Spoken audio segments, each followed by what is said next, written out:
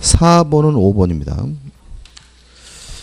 5번은 1번, 6번은 3번, 7번은 1번, 8번은 4번, 9번은 4번, 10번은 2번이에요. 그러니까 뭔가 지금 이게 핀트가 지금 많이 어긋나 계시는 것 같은데요. 이게 도대체 이게 어려운 문제가 전혀 아닌데. 1번. 다음 중 계약 체결상의 과실 책임이 인정될 수 있는 경우. 그러면 계약 체결상의 과실 책임은 원시적 전부불능에서 인정되잖아요. 그죠? 그러면 5개 중에서 원시적 전부불능을 찾아볼까요? 1번은 일부 불능이죠. 동의하시죠? 3번 후발적 불능이죠. 4번 후발적 불능이죠. 5번 후발적 불능이잖아요. 답은 뭐죠? 2번밖에 없어요. 토지에 대한 매매계약 체결 전입니다. 이미 그 토지 전부가 공용 수용됐다면 계약 체결 전이니까 이게 뭐예요? 원시적 전부불능이고요. 답이 1번이죠. 근데 이거를 틀리는 이유는 뭐냐면 원시적 전부불능이라는 것에 대한 곱씹음이 없어서 그래요. 항상 말씀드리지만 민법은 다양하게 알아야 되는 게 아니에요. 항상 그냥 지나치지 마시고 제발 그것이 무엇을 의미하는지에 대한 뭐가 필요한 거죠? 곱씹음이 필요한 거죠. 2번. 매도인 갑과 매수인은 아파트 매매 계약을 체결하고 매수인이 중독을 먼저 이행하기로 했으나 이를 이행 지체 중에 갑도 자기 채무 제공 없이 이행기를 지나버렸다. 타당한 것은. 그러면 이거 아까 뭐예요? 매매 계약을 하고 중도금을 먼저 주기로 하고 나중에 잔금을 받고 이전 등기를 받아야 되는데 중도금 안 주고 이행기를 지나갔잖아요. 그러면 잔금뿐만 아니라 중도금도 그동안의 지연배상금도 뭐가 돼요? 동시 이행관계가 되니까 옳은 것은 뭐죠? 3번이죠. 갑은 A 토지의 소유권 이전 등기에 필요한 서류를 교부받을 때까지 갑의 중도금 및 잔금 지급 청구를 거절할 수 있는 동시 이행 항변권이 있다.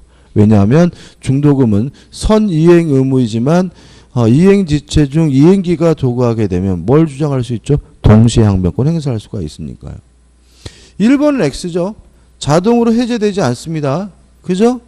이 1번은 왜 넣은 거예요? 넣을 게 없어서 그냥. 2번 계약 해지할 수 있나요? 아니잖아요. 동시 이행 항변권이 인정되고 있으니까 계약을 해지하려면 뭐가 필요해요?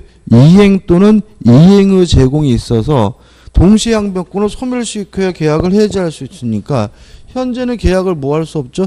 해지할 수 없죠. 4번도 X예요. 동시 이행 항변권이 인정되면 그것만으로도 더 이상 뭐가 아니에요? 이행지체가 아닌 거고요. 그 다음에 5번은 뭐 읽어볼 필요도 없죠. 옳은 것은 뭐죠? 3번입니다. 충격인데요. 저는 점수가. 3번. 갑은 자기 소유 주택 을에게 매도안의 계약을 체결했는데 그 주택의 점유 등기 을에게 이전되기 전에 멸실되었어요. 자, 후발적 불능입니다. 후발적 불능인데 1번과 2번은 태풍이죠. 그러면 쌍방 모두에게 고의과실이 없으니까 채무자가 위험을 부담하고 채무자가 위험 부담한다는 말은 쌍방 모두 이행할 필요가 없는 거잖아요. 따라서 1번 대금 지급을 청구할 수 없다. 5죠. 그죠? 그 다음에 이행한 것이 있다면 돌려받을 수 있잖아요. 따라서 계약금을 반환할 의무가 없다. X죠. 답은 뭐죠? 2번입니다. 나머지 것들. 3번 갑의 과실로 주택이 전소가 됐어요. 갑은 누군가요? 매도인, 채무자잖아요. 채무자에게 고의과실이 있으면 뭐라고요? 이행불능 문제니까 계약을 해지할 수 있다. 맞는 질문이고. 4번 을의 과실로 주택이 전소가 됐어요. 을이 누군가요? 매수인 채권자잖아요. 채권자가 위험을 부담한다는 말은 뭐였죠? 돈을 줘야 된다는 얘기죠. 따라서 갑은 을에게 대금의 지급을 청구할 수 있다. 5 맞는 질문이죠. 4번 5번 갑이 이행기에 이전 등기에 필요한 서류를 제공하면서 주택의 인수를 최고하였으나 을이 이를 거절하던 중이에요. 자, 이게 뭐죠? 수령지체 중이죠. 수령지체 중 후발적 불능이 됐다면 갑은 을에게 대금의 지급을 청구할 수 있다. 맞는 질문이죠. 그래서 답은 뭐죠? 2번이 됩니다. 자, 4번. 제3자를 위한 계약의 가장 전형적인 사례고 문제에서 택할 것은 뭐죠? 병은 수익의 의사표시를 하였다죠. 이미 병이 수익의 의사표시를 하였던 상태고 답은 뭐죠? 5번입니다. 이걸 왜 틀리시죠? 자, 병은 계약의 당사자가 아니므로 병은 스스로 계약을 해지할 수도 없고 뭐 할 수도 없어요?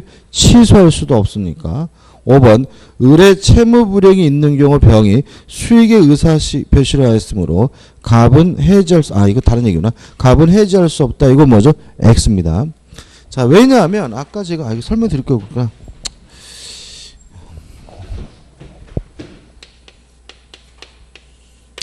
갑이 을과 만나서 매매 계약을 하면서 을이 병에게 대금을 지급하기로 했죠. 근데 병이 내가 그 돈을 받겠다라는 수익의 의사를 표시한 후에는 이제 갑과 을은 임의적으로 계약의 내용을 변경시킬 수가 없고요. 임의적으로 병의 권리를 소멸시킬 수가 없어요.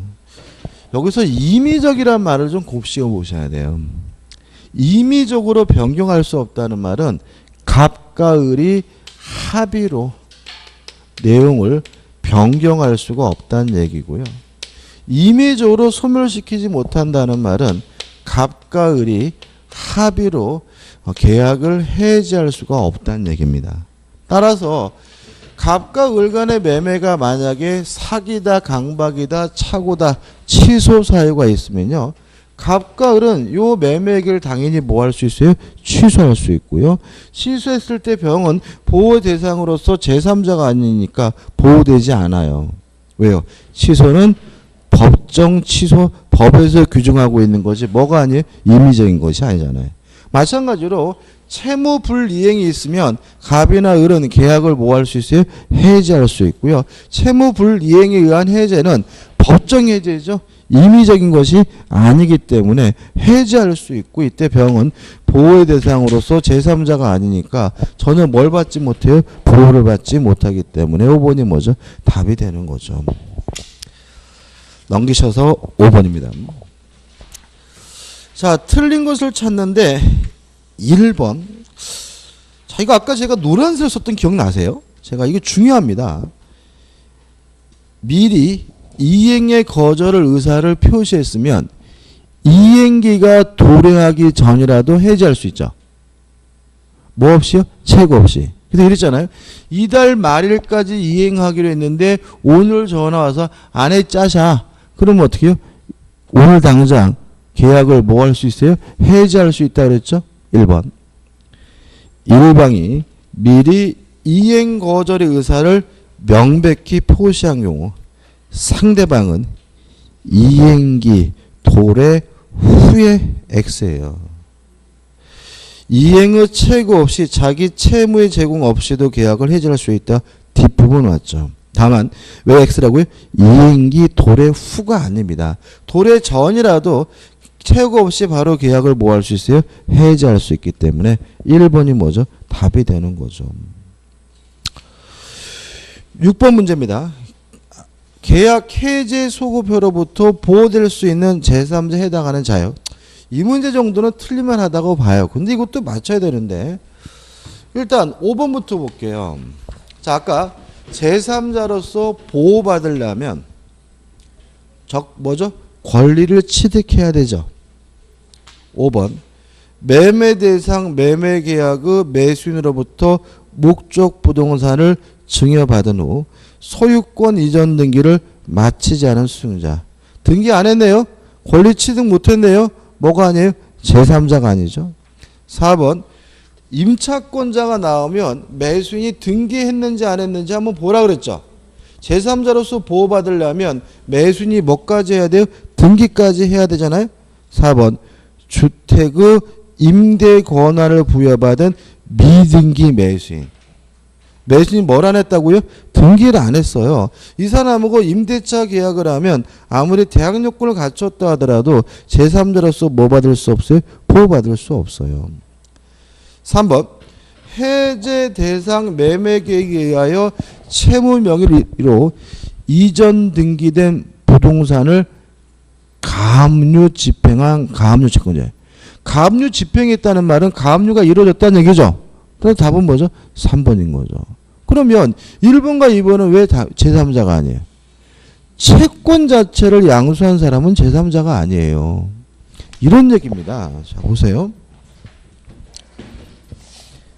갑이 A 건물에 대해서 을과 만나서 매매 계약을 하고 이전 등기를 해줬더니 을이 병과 만나서 건물에 대해서 매매 계약을 하고 이전 등기를 했다면 요 건물을 산 사람은 새롭게 이해관계를 가진 사람이니까 뭐가 돼요? 제3자가 되는데 그 문제가 아니라 갑과 을이 매매 계약을 해서 을이 이전 등기 달라고 요구할 수 있는 뭐가 있어요? 채권이 있는데 채권 자체를 병에게 양도했다면 요 사람은 제3자가 아니에요. 왜냐하면 채권자적 지위가 승계돼요. 당사자로서의 지위도 승계가 됩니다. 물건을 팔았더니 물건을 압류하고 물건을 산 사람은 뭐가 되겠어요? 제3자가 되겠지만 채권 자체를 넘겨받은 사람은 당사자 지위를 뭐 받은 사람이에요? 승계받은 사람이기 때문에 제3자가 아니거든요. 따라서 1번 계약 해제 전 계약상 채권을 양수하잖아. 2번 계약 해제 전 해제 대상인 계약상 채권 자체를 압류 또는 전부한 채권자는 뭐가 아니죠? 제3자가 아니고요. 3번 해제 대상 매매 계약에 의하여 채무자 명의로 이전 등기된 뭘요? 부동산을 가압류한 사람은 뭐가 돼요? 제3자가 되니까 주의하시기 바라고. 요 6번 문제는 대단히 중요한 문제니까요. 좀 한번 일일이 고식고 요 5가지에도 좀 기억해 두시면 좋아요. 7번입니다. 자, 계약금 계약입니다. 옳은 거예요. 1번이 답이죠. 준 사람은 포기하고 받은 사람은 배액을 상환하고 계약을 뭐 할 수 있죠? 해제할 수 있잖아요. 1번 갑이 해제하려면 해제 의사표시만으로 부족하고 계약금의 배액을 제공해야 한다. 이게 맞죠. 갑은 뭘? 계약금을 받은 사람이잖아요. 2번 어쩌저쩌고해서 계약금 3천만 원은 손해배상금으로 간주되어 갑에게 기속된다. X죠. 자, 왜냐하면 손해배상 예정액으로서의 성질을 가지려면 위약금으로 한다는 특약이 필요하다고 강조했죠. 문제에서 뭐라고 나왔습니까? 위약금에 대한 약정 없이라고 해놨죠. 따라서 요 2번도 뭐가 돼요? 2번은 뭐죠? X가 되고요. 3번 이행의 준비는 이행 착수가 아닙니다. 따라서 물론 뭐죠? X고. 4번은 많이 했죠. 계약금 계약은 토지거래 허가구역 내에서 계약금 계약은 뭐죠? 유효하니까 계약금을 유효한 해제는 가능하므로 4번은 뭐죠? X고. 5번 중도금을 자기합수표로 교부했대요. 중도금 준 거예요? 안 준 거예요? 준 거잖아요. 그죠? 자기합수표를 줬는데 준 거지 뭐. 그 이행착수가 있는 것이니까 계약을 해제할 수가 없겠죠. 답은 뭐죠? 1번입니다. 아니 5번 같은 것도 답을 선택하시면 안 돼요. 그죠? 자기합수표를 줬으면 중도금 뭐죠? 준 거죠. 그걸 왜 어렵게 생각하세요? 참 8번 매매에 관한 내용 중 틀린 것은 1번 물건에 하자가 있다는 사실을 가지고 담보 책임을 물으면 매수인은 뭐여야 돼요? 선이고 무과실이어야 하므로 악의 매수인은 물건의 하자에 대해서 담보 책임 물을 수가 없으므로 1번은 뭐죠? 맞는 질문이죠. 2번은 뭐 당연한 것이고 왜냐하면 이전 등기해 줄 때 완전한 권리를 등기해 줘야 되니까 저당권이 있었다면 말소해 줘야 되고요. 그 다음에 3번 매수인은 목적물을 인도를 받은 날로부터 대금의 이자를 지급해야 한다. 맞나요? 인도 후에는 매수인이 뭘 수취해? 과실을 수취하는 대신 뭘 줘야 돼요? 이자를 줘야 됩니다. 4번 매매 계약이 성립함과 동시에 목적물로부터 생긴 과실은 매수인에 속하므로 X죠. 매매 계약 후 인도 전에는 누가 과실을 수취합니까? 매도인이 과실을 수취하죠. 답은 뭐죠? 4번이죠. 5번 매매 계약은 쌍무 계약이므로 쌍방의 의무는 동일한 기한이 있는 것으로 추정을 합니다. 9번이죠.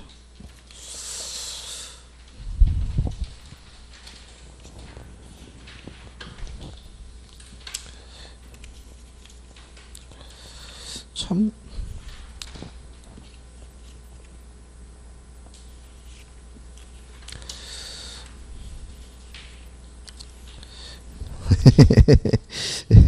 (9번) 문제도 맞으신 분이 한 3분밖에 없는데요. 참 그러네. 자, 일단 경매에 있어 담보책임. 첫째, 물건의 하자에 대해서는 담보책임 물을 수가 없다. 권리 하자에 대해서만 담보책임을 묻고요. 둘째, 1차적으로는 매도인인 채무자가 부담하지만 채무자가 뭐면요? 무자력이면 완전 개그지면 2차적으로 누가요? 채권자가 담보책임 부담한다. 기억나시죠? 그 다음에 제가 누누이 말씀드렸잖아요. 모든 책임은 무엇을 전제로 해요? 유효함을 전제로 한다. 무효면 담보책임 뭐 하지 않습니까? 발생하지 않는다는 거 제가 계속 강조했거든요. 답부터 보면 4번 담보책임이 인정되는 경우 갑은 을의 자력 유무를 고려함이 없이 곧바로 배당 채권자에게 대금의 전부 또는 일부의 상환을 청구할 수 있다. X죠. 채권자에게 담보책임을 물으려면 채무자가 뭐 해야 돼? 무자력이어야 되잖아요. 그죠? 자력 유무를 고려함 없이 이렇게 나오는데 어떻게 틀릴 수 있죠? 답은 4번이고.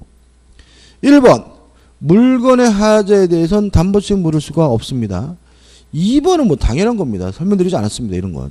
3번 경매 절차가 무효이면 갑은 담보책임 물을 수가 없습니다. 제가 삐져서 확인해 보겠습니다. 3번 답을 선택하신 분이 계시나. 다시 말씀드리면 모든 책임은 무엇을 전제로 하죠? 유효함을 전제로 하기 때문에 무효면 무엇이요? 책임도 발생하지 않고 무효면 무엇도요? 담보 책임도 발생하지 않습니다. 오늘 본 시험 중에서 6개 맞으신 분이 제일 잘 봤거든요. 오늘 6개 맞으신 분이 요거를 3번을 선택하셨네요. 참.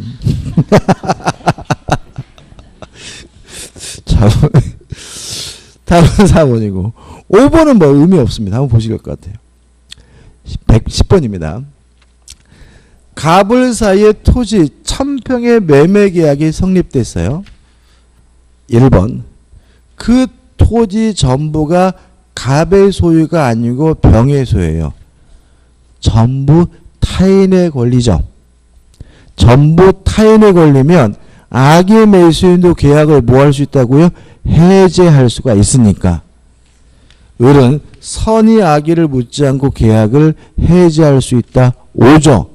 그죠? 다시 한번 말씀드릴까요? 자, 악의 매수인이 뭘 할 수 있습니까? 첫째, 전부 타인에 걸린 경우에 계약의 해제. 두 번째, 일부 타인에 걸린 경우에 대금감액 청구. 세 번째, 저당권 전세권의 실행 경우에 뭐죠? 해제와 손해배상은 누구도요? 악의 매수인도 할 수 있잖아요. 요 세 가지는 거의 어떻게 외우라고요? 구구단 외우듯이 외우셔야 돼요. 팍팍 나와야 돼요. 2번. 그 토지가 800평밖에 되지 않아요. 수량 부족이죠. 수량 부족의 경우에는 악의 매수인에게 아무것도 인정되지 않잖아요. 방금 제가 떠들었죠. 따라서 을은 선의 악의를 묻지 않고 대금 감액을 청구할 수 있다. X죠. 3번 1000평 중 300평이 병의 소유예요. 일부 타인의 권리죠. 그러면 악의 매수인도 뭘 청구할 수 있어요? 대금 감액을 청구할 수 있으니까 을은 선의 악의를 묻지 않고 대금 감액을 청구할 수 있다. 맞는 질문이죠. 4번 그 토지 위에 지상권이 설정돼 있어요. 악의 매수는 인정되는 거 아무것도 없습니다. 따라서 을이 그 사실을 알고 있으면 갑은 담보 책임을 지지 않는다. 맞죠? 5번 이것 때문에 제가 아까 일부러 막 설명드린 거예요. 그 토지 위에 저당권이 존재하여도 그것만으로는 담보 책임 문제는 생기지 않는다. 왜냐하면 저당권이 설정돼 있다 그래서 경매됐다는 말도 아니고요. 저당권이 설정돼 있어도 사용 수익하는 데는 뭐가 없어요? 지장이 없기 때문에 5번은 맞는 질문이고 답은 뭐죠? 2번입니다.